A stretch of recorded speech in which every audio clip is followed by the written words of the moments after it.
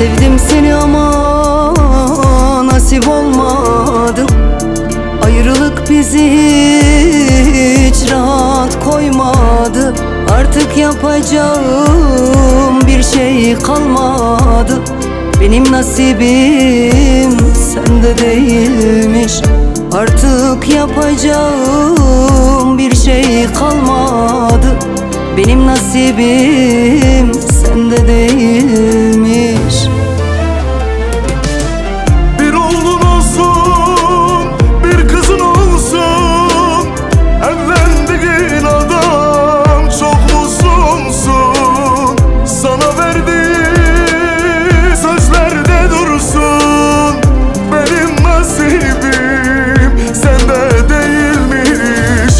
Sana verdiği sözlerde dursun.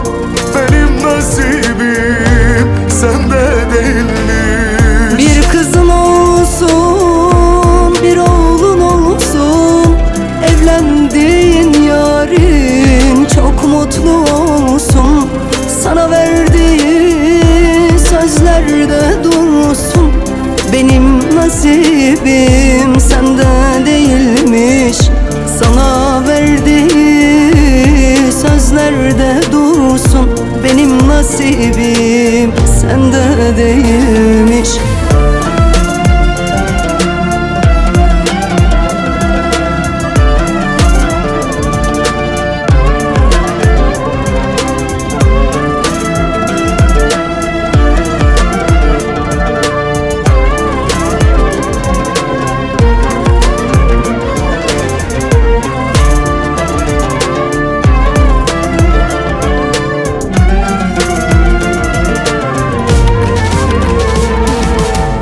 Senden ayrılmayı hiç istemezdim. Kaderde olanı ben bilemezdim. Mevlam böyle yazmış, sil diyemezdim. Benim nasibim sende değilmiş. Mevlam böyle yazmış, sil diyemezdim. Benim nasibim sende değilmiş. Bir oğlun olsun, bir kızın olsun. Evlendiğin adam çok mutsuzsun. Sana verdiği sözlerde dursun. Benim nasibim sende değilmiş. Sana verdiği sözlerde dursun.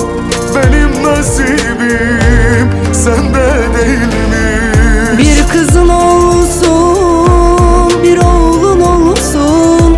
Evlendiğin yarın çok mutlu olsun. Sana verdiği sözlerde dursun. Benim nasibim sende değilmiş. Sana verdiği sözlerde dursun. Benim nasibim sende değil.